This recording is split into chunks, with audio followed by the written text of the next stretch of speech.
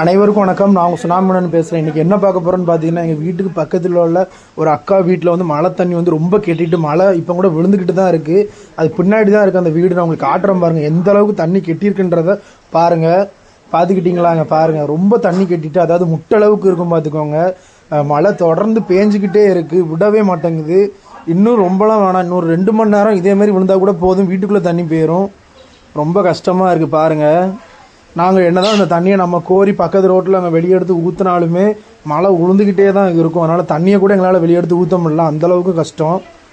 பாதி பேர் எப்படி எங்கள் ஊர்களில் வந்து மொட்டை மாடி இருக்குன்றனால எல்லாருமே மாடியில் வந்து சும்மா ஒரு டென்ட்டு மாதிரி அடிச்சுருக்காங்க எல்லாருமே.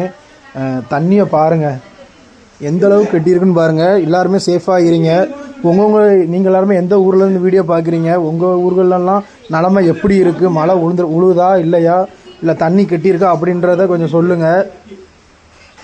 இது வந்து எங்கன்னு பார்த்தீங்கன்னா, நம்ம தூத்துக்குடி மாவட்டத்தில் வந்து சுனாமி காலனின்ற நகரில் தான் இந்த மாதிரி மழை பெஞ்சு இந்த மாதிரி கெட்டியிருக்கு தண்ணி, பார்த்துக்கோங்க. போன வருஷத்தை கம்பேர் பண்ணும்போது இந்த வருஷம் பார்த்துக்கிட்டிங்கன்னா எங்களுக்கு வந்து பரவாயில்லன்னு தான் சொல்லணும்.